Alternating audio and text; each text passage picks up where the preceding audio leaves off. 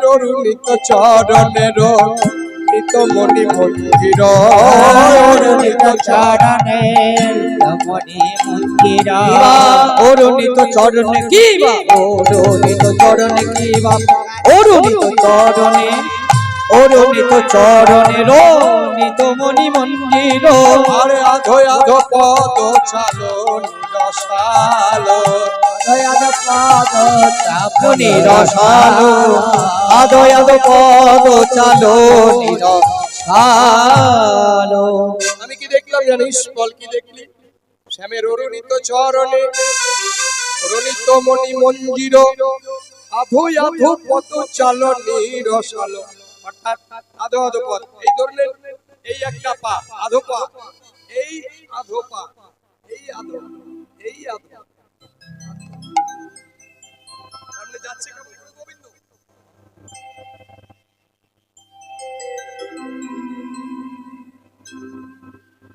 আধো আধো পদ চালনি রসালো। আচ্ছা, সখী বলছে হারে এখনই বললি না তোর বধূ ওই যমুনার তীরে কদম্ব বৃক্ষে হেলান নিয়ে দাঁড়িয়েছিল? সত্যি রূপ দেখে তোর মাথা খারাপ হয়েছে রাই? একজন দাঁড়িয়ে থাকা মানুষের পায়ের তলায় কি আছে কিছু কেউ বলতে পারবেন? ওমা আমি দাঁড়িয়ে আছি, আমার পায়ের তলায় কি আছে কেউ দেখতে পাচ্ছেন? পাচ্ছেন না। সখীরা বলছে তুই বা কি করে দেখবি? তোর বধূ বললি যে দাঁড়িয়ে ছিল কদম তলায়, তাহলে তুই তোর বধূর চরণ তলটা দেখলি? একজন দাঁড়িয়ে থাকা মানুষের চরণ তল দেখা সম্ভব? বাড়িতে পাটা আছে, এই ধরনের আমি আমার পায়ের তলায় কি আছে? কোনো রেখা আছে না, ফাটা আছে না, কাদা আছে না, গোবর আছে? কেউ বলতে পারবে? পাটা তুলে দেখালে বলতে পারবে। তা তুই কি করে দেখলি? সত্যি তুই ঠিক করে বল রাই, তোর গোবিন্দ রূপে নয়ন দিয়ে তোর মাথা চলে গেছে? বলে না রে, আমি যা দেখলাম সেটাই তো বলছি। বলে কি করে হয়? একজন দাঁড়িয়ে থাকা মানুষের চরণতল।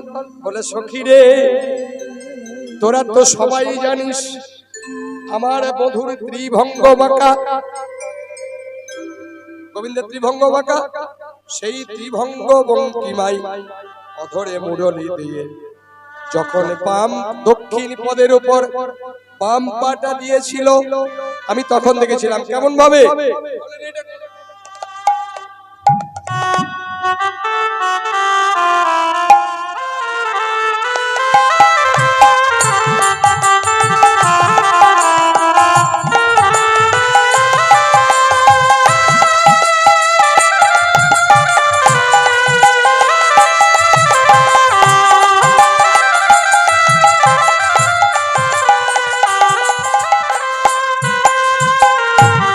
শুধু তাই নয় সজনী, আমি বাম পদের উপর কতগুলো চিহ্ন দেখেছি, দক্ষিণ পায়েও কয়েকটা চিহ্ন আমি দেখেছি আমার গোবিন্দের চরণ তলায়। বলে বাবা, সোনার নুপুর পড়ে আছে মানলাম, তাহলে এতক্ষণ যদি এইভাবে দাঁড়িয়েছিল কদম্ব বৃক্ষে হারান দিয়ে, বুঝলাম তলাটাও দেখা গেল অরুণিত। অরুণ মানে অরুণ কাকে বলে মা জানো? অরুণ, হরে কৃষ্ণ বাবা। অরুণ হচ্ছে প্রভাতের সূর্য উদয়ের পূর্বে, সূর্য নয় কিন্তু, ভালো করে শুনে রাখুন, সূর্য উদয়ের পূর্বে পূর্ব দিকে দেখবেন একটা আলোর বিচ্ছুরণ দেখা যায় আকাশের মধ্যে, ওই আলোটার নাম হচ্ছে অরুণ। ওই প্রভাতের সূর্যের যে বর্ণ, আমার গোবিন্দের চরণের তলাটার রঙও ঠিক তাই। বলে আবার চরণ চিহ্ন কি কি দেখলি রাই, তুই বলবি? বলে শুনবি, আমি বাম পদে দেখেছি 8টা। ভালো করে শোনো মা, এটা খুব কাজে লাগবে আপনাদের। আমি কিন্তু আমার ধরবো কিন্তু পরে। পা পায়ে 8টা আর দক্ষিণ পায়ে আছে 11টা চিহ্ন।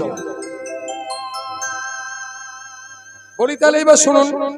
চন্দ্রাঢ্যং কলশং ত্রিকণ্ঠন শিখং কোষপদং প্রষ্টিকাং শঙ্খং সপ্পৌ পদেহ কোণাষ্টকং স্বস্তিকং চক্রং ছত্রং জবং কুশং ধ্বজৌপবি জম্বুরেখা ঊর্ধ্বম অম্বুজম বিপ্রণাং হরি মনোবিংশতি মহালক্ষ্মার্চিতা হ্রিং ভজে।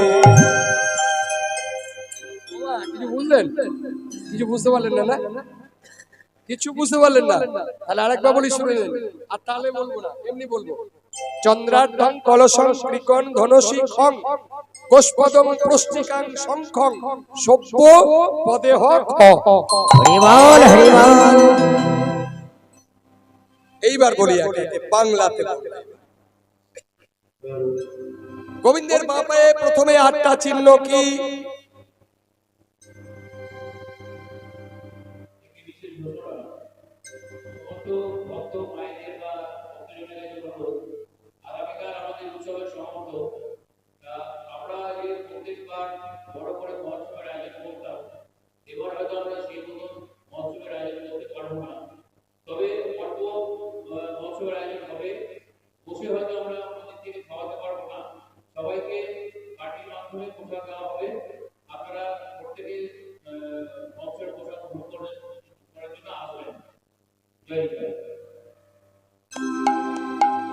প্রথমেই দিল চন্দ্রার্ধং।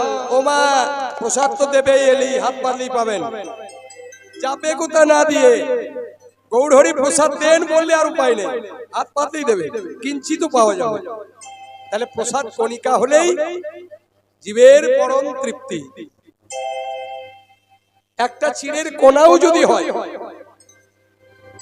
সেটাতেই উদর তৃপ্ত হয়ে যাবে। এইবার শুনুন, প্রথমে কি বললাম? চন্দ্রার্ধং, একটা অর্ধৌ চন্দ্র।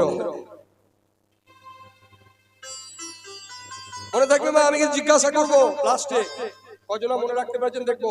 গোবিন্দের প্রথমে বাঁ পায়ে একটা আধখানা চন্দ্র। আধখানা চাঁদ মানে এটা কি করে হলো? অষ্টমী চাঁদ হতে হয়তো, তাই তো বাবা, হিসাব করুন। অষ্টমী চাঁদ হতে হয়। তাহলে কদিনে পক্ষ? 15 দিনে এক পক্ষ, শুক্লপক্ষ কৃষ্ণপক্ষ। তাহলে 15 দিনে যদি এক পক্ষ হয়, তাহলে একটা পূর্ণ চাঁদ উদয় হচ্ছে কতই? 15 দিনে আবার পূর্ণিমা, তাই তো হচ্ছে মা। প্রতিপদ, দ্বিতীয়া, তৃতীয়া, চতুর্থী, পঞ্চমী, ষষ্ঠী, সপ্তমী, অষ্টমী, নবমী, দশমী, একাদশী, দ্বাদশী, ত্রয়োদশী, চতুর্দশী, পূর্ণিমা। তাহলে 15 দিন হচ্ছে। তাহলে 15 কলায় পূর্ণ চাঁদ হয়। ওমা, চাঁদ কত কলায় পূর্ণ? 16 কলায়। তাহলে আমি আর এক কলা গেল কোথায়? 15 কলায় পূর্ণ যদি চাঁদ হয়, তাহলে আধখানা চাঁদের 15 অর্ধেক 7.5, 7.5 হয়। তাহলে সপ্তমী হয়, অষ্টমী হয়। 7.5 বলে কিছু হয় না, 9.5 বলে কিছু হয় না। আধখানা চাঁদ, আধখানা চাঁদ আছে দেবাদেবের মাথায়। কি করে এলো? চাঁদের কীর্তিমান বটে, পুরুষ দেখলে হবে না এরকম। দক্ষ রাজা 27টা কন্যাকে চাঁদ একা বিয়ে করেছেন। মনে থাকবে, 27 জনকে বিয়ে করেছেন। আর ভোলানাথের কাছে একজন আছে, সতী মা দুর্গা। তথাপি চাঁদের গুরুদেবকে জানতে হবে। চাঁদের গুরুদেব হচ্ছে বৃহস্পতি। বৃহস্পতির পত্নীর নাম কি? বৃহস্পতির পত্নীর নাম হচ্ছে তারা।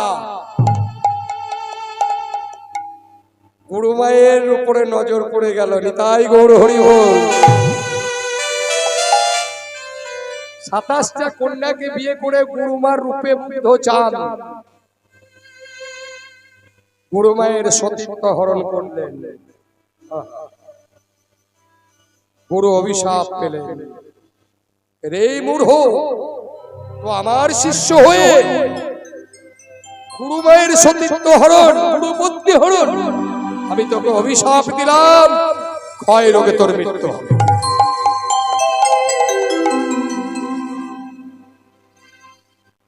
15 দিন চলে গেল, এক কলা করে 15 দিন আর এক কলা বাকি আছে।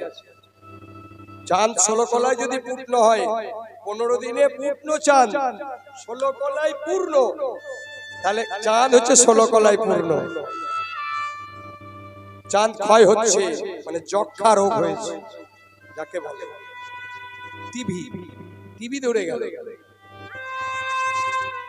এরা দেখছে তাহলে তো আমরা বিধবা হয়ে যাব।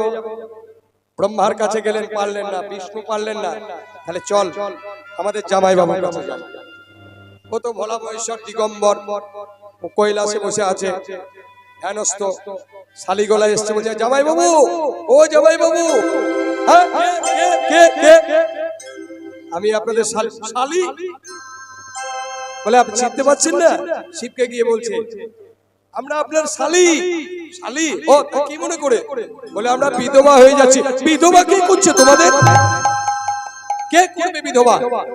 বলে জানেন জামাই বাবু, আমরা 27 জন বউ থাকতে আপনার ভাইরা ভাই চান কি করেছে জানো? আমাদের স্বামী গুরুমাই সতীকরণ করে গুরুদেব অভিশাপ দিয়েছে, ক্ষয় রোগে মৃত্যু হয়ে যাবে। 15 দিন হয়ে গেছে আর এক কলা আছে, কই দেখি নিয়ে এসো। বিধবা করবে। ভোলা মহেশ্বর তো কারণ ভোলারাতে গুণগান করে দিয়েছে শালীরা, একটু পাটা টিপে দিয়েছে, যাবে রক্ষা করুন। ভোলা মহেশ্বর বেলপাতা দিয়ে দিয়েছে। তখন বললে তোমার ওই আর এক কলা আছে, ওই চাঁদ আমার এই জটার ভিতরে রেখে দিলাম। বলে এইটা আমার ওয়াটারপ্রুফ জটা, ওয়াটারপ্রুফ, এখানে কোনো জল ঢুকবে না, কোনো অভিশাপ কাজ করবে না।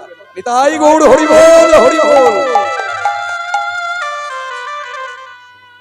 সেই এক কলা নিয়ে চাঁদ 16 কলা পূর্ণ হলো। এদের বিধবার হাত থেকে রক্ষা পেল। চাঁদ আবার পূর্ণ দিন কবে পেল জানেন? প্রভাসের তীর্থে গিয়ে সোমনাথ সোমেশ্বর ভোলানাথ সেখানে প্রভাসের জলে চান করে চাঁদের ক্ষয় রোগ ভালো হয়েছিল। নিতাই গৌর হরি বল। সোম তীর্থ, প্রভাস তীর্থ গুজরাটে দ্বারকা, ওখানেই প্রভাস তীর্থ। ওখানে চান করলে জীবের সর্বপাপ দূর হয়, ক্ষয় রোগ থেকে সে ভালো হয়ে যায়। বেশ, বলে তাহলে আজকালে চাঁদ চাইলে কোথা থেকে? এবার শুনে নেন, একটা একটা করে বলবো ছোট করে। যেদিন গোবিন্দ কোন দিন জন্মিয়েছিল? ভগবানের জন্ম কবে হয়েছিল? তিথিটা কি ছিল? ছোট তিথিটা কি ছিল? কৃষ্ণা অষ্টমী। তাহলে সেদিন চাঁদের দিন কত? 8 দিনের চাঁদ, ভাদ্র কৃষ্ণাষ্টমী। ভগবানের জন্ম হলো সেদিন। সমস্ত দেবতারা ভগবানকে প্রণাম করতে এসেছিলেন। আকাশের চাঁদ এসে গোবিন্দের চরণে প্রণাম করে বলছে, প্রভু আমি আর আকাশে ফিরে যেতে চাই, তোমার চরণে রেখে দাও। বলে চন্দ্র, তুমি যদি আকাশে না যাও দিবানিশি হবে না। অতএব তোমার এত যখন আশা, তোমার চরণে চাঁদের ওই আর্ধেক চিহ্ন স্বরূপ তুমি আমার পায়ে রয়ে যাও আর তুমি আকাশে যাও। তাহলে চন্দ্রে গেল, চন্দ্রার্ধম কলসং, 4টে কলস চিহ্ন আছে। 4টে কলস কি? অমৃত কুম্ভ, সমুদ্র মন্থনে উত্থিত হয়েছিল, গোবিন্দের চরণ পেয়েছিল। ভগবান বলল ওই কলসি চিহ্ন রূপে তোমরা আমার চরণে থেকে যাও, আর ভারতবর্ষের 4 জায়গায় তোমরা পতিত হয়ে থাকো। কোথায় কোথায় শুনে নেন। হরিদ্বার, প্রয়াগ তীর্থ যেখানে অমৃত কুম্ভ হয়ে গেল গতবার, উজ্জয়িনী আর নাসিক, এই 4 জায়গায় তোমাকে স্থান দিলাম। প্রতি 12 বছর অন্তর একবার করে কুম্ভ যোগে সেখানে ভক্তগণ কুম্ভ স্নান করবে আর তারা উদ্ধার পেয়ে যাবে। ত্রিকোণ, একটা ব চিহ্ন। এই ত্রিকোণ মানে কি? শত রজতম এই ত্রিগুণ স্বরূপ। ত্রিকোণ ধনুষী, ধনুকের চিহ্ন। কামদেব একবার গোবিন্দকে বাণ মেরেছিলেন, কিন্তু গোবিন্দর কিছু করতে পারে। তাই সেই কামদেব যখন বলল আমার 5টা বাণ ছাড়া আর কিছু দেওয়ার নেই, আমি ধনুকটাও আপনার চরণে দিলাম, সেই ধনুকের উপর গোবিন্দ নৃত্য করেছিলেন। ওই জন্য গোবিন্দের বাম পায়ে একটা ধনুকের চিহ্ন। খং, খং মানে হচ্ছে গোলাকার পৃথিবী। হয়গ্রীব দৈত্য যখন পৃথিবীকে সমুদ্রে জলে ফেলে দেয়, প্রভু আমার বরাহ রূপ ধারণ করে সেই পৃথিবীকে উদ্ধার করেছিল। সেই পৃথিবীর চিহ্ন আমার গোবিন্দের চরণ তলায়। জয় গৌর হরি বল হরি বল। গোষ্পদম, গরুর খুঁড়ের ছাপ। আর একটু বসুন, এই জায়গাটা একটু শুনে যান। আপনারা যদি না শোনেন আমি গান ছেড়ে দেবো, কোনো ব্যাপার না, কারণ আমি তো শোনার জন্য এসেছি। গরুর খুঁড়ের চিহ্ন গোবিন্দের চরণ তলায় কোথা থেকে এলো? বাঁ পায়ে। খুব ভালো করে শুনুন, এই গরুটার চিহ্ন হচ্ছে অরিষ্টাসুর দত্ত। গোবিন্দ গোচারণে গিয়েছে, রাজা কংস ভগবানকে বধ করার জন্য অরিষ্টাসুরকে পাঠিয়েছে গোবিন্দকে মারার জন্য। অরিষ্টাসুর দত্ত দেখলো আমি এসে রূপে গেলে তো গোবিন্দকে বধ করতে পারবো না, আমাকেই বধ করে দেবে। তাহলে গোবিন্দর প্রিয় হচ্ছে গরু, আমি গরু রূপ ধারণ করে যাব, দিয়ে গোবিন্দকে মারবো। গোবিন্দ আবার গোচারণ করছে, এমন সময় একটা গরু এসে বারে বারে বারে বারে বারে বারে গুতি মারছে। গোবিন্দ দেখলে মা আমার 9 লক্ষ ধেনু আছে, কেউ আমায় গুতি মারে না, এ গরুটা কেন মারছে?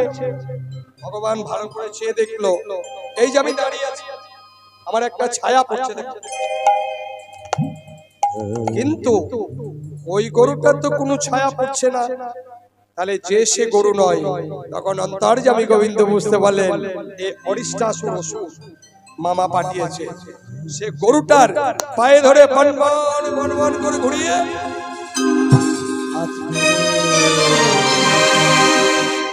আছাড় দিয়ে মেরে দিলেন, গরুটাকে বধ করলেন। গরুটা মরেছে কিনা দেখার জন্য গরুর পায়ে ওই খুঁড়ের উপর চেপে গোবিন্দ নৃত্য করেছিলেন।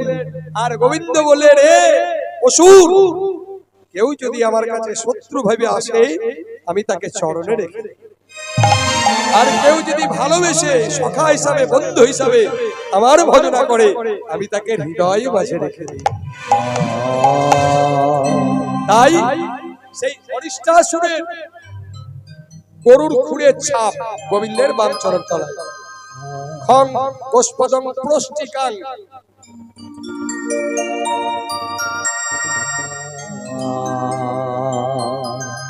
প্রষ্টিকাং জানেন? প্রষ্টিকাং মানে, প্রষ্টিকাং মানে জানেন? খেয়েছেন আপনারা? অনেকে খান, কাটোয়া বাজারে তো অ্যাভেলেবেল পাওয়া যায়। প্রষ্টিকাং মানে হলো পুঁটি মাছ। মনে থাকবে মা, পুঁটি মাছকে ভালো কথায় কি বলে ব্রজ ভাষায়? প্রষ্টিকাং, সংস্কৃতে বলা হয় প্রষ্টিকাং। এই প্রষ্টিকাংটাকে কেন গোবিন্দের চরণ তলায় মাছের চিহ্ন? সব বাদ দিয়ে তাহলে শুনে নেন, এই জায়গাটা শোনার খুব দরকার সকল ভক্তের। সত্যব্রত মনু সত্য যুগে, ভালো করে শোনো মা, সত্যব্রত মনু শশাগড়া পৃথিবীর রাজা। তার দম্ভ হলো আমি দানি, আমি শশাগড়া বসুন্ধরা রাজা, আমার দান, আমি প্রচুর দান করেছি, এই যে একটা দম্ভ। অনেক জনে দেখবেন মন্দিরে বোর্ড লিখে দেয়, এই মন্দির সংস্কার কল্পে এত টাকা দান বা এই অমুক লোক। তুমি করবার কি? কোনদিন কারো নাম দেবেন না, বিশেষ করে কোন মন্দিরে আমি এই মন্দিরটা সংস্কার করিয়ে দিলাম আমার পিতার স্মৃতির উদ্দেশ্যে, মাতার কখনো করবেন না। যারা জ্ঞানী ভক্ত তারা কোনদিন নিজের নাম দেবে না। বারবার ভগবান তার প্রমাণ দিয়েছেন, আমি দানি, আমার মতো সত্যবাদী ন্যায় নিষ্ঠাবান দানি ভক্ত কেউ নেই। ভগবান ছলনা করার জন্য কি হলো জানেন? সত্যব্রত মনু একটা পুকুরে বা নদীতে স্নান করতেন, জানেন? এইটা গল্পটা শুনুন, গল্পটা শুনুন, হরে কৃষ্ণ, এইটা শুনুন। তো যখন বসে বসে হাড়ে তৈল মর্দন করছেন, একটা চিৎকার করছে, রাজা রাজা আমায় বাঁচাও, রাজা আমায় বাঁচাও। রাজা চারিদিকে চেয়ে দেখছে, কে এত মৃত্যুর আর্তনাদ, কে দেখতে পাচ্ছে না? কে তুমি? বলে আমি তোমার সামনে। কই? ওই তো আমি ঘাটের সামনে তোমার জলে, আমি একটি ছোট্ট পুঁটি মাছ। আহা হরি বল হরি বল। তোমার কি হয়েছে? বলে শোনো না, আমি আকারে এত ছোট যে আমার বড় মাছে আমায় তাড়া করে এখনই খেয়ে নেবে, আপনি আমায় বাঁচান। রাজা তাড়াতাড়ি নিয়ে গিয়ে ওই পুকুর থেকে একটা দিঘিতে ফেলে দিল। কিছুক্ষণ পর চিৎকার করছে, রাজা রাজা আমায় বাঁচাও, রাজা আমায় বাঁচাও। এখানে তোমার কি হলো? বলে দেখুন না, আপনি আমার ওই সরোবর থেকে তুলে একটা দিঘিতে ফেলেছেন, আমি দিঘির মতো বড় হয়ে গেছি, আমি নড়তে চড়তে পারছি না। ও এই কে আছিস? একে গঙ্গায় দিয়ে আয়। গঙ্গায় ধরাধরি করে ফেললো। আবার চিৎকার করছে, রাজা আমায় বাঁচাও। এখানে কি হলো এই গঙ্গাতে? বলে দেখো না রাজা, আমি গঙ্গার মতো বড় হয়ে গেছি, এত মোটা হয়ে গেছি, আমি নড়তে পারছি না।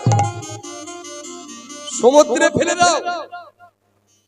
সমুদ্রে ফেলে দিল। সংক্ষেপে বলছি বাবা, আপনাদের ধৈর্য হারিয়ে গেছে আমি বুঝতে পারছি, কারণ রাত্রি হয়ে গেল, শীতের রাত্রি তো।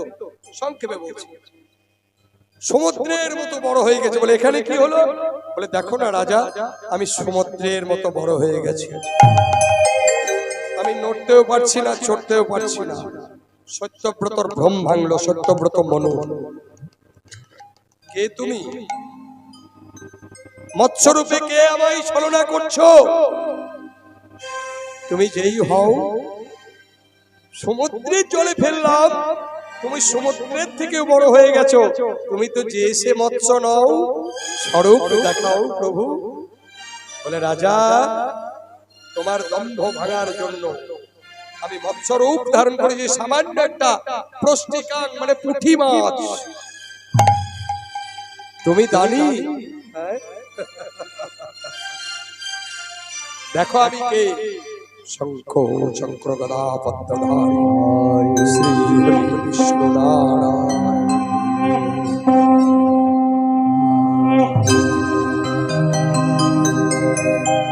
নমো ব্রহ্মণ দেবায় ও ব্রহ্মণ হিতায় চ জগদধীতায় কৃষ্ণায় ও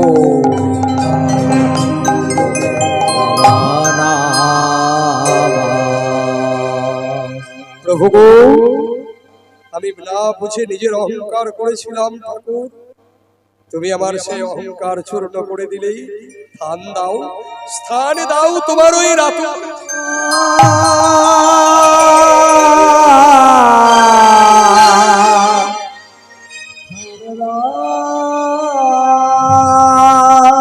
সত্যব্রত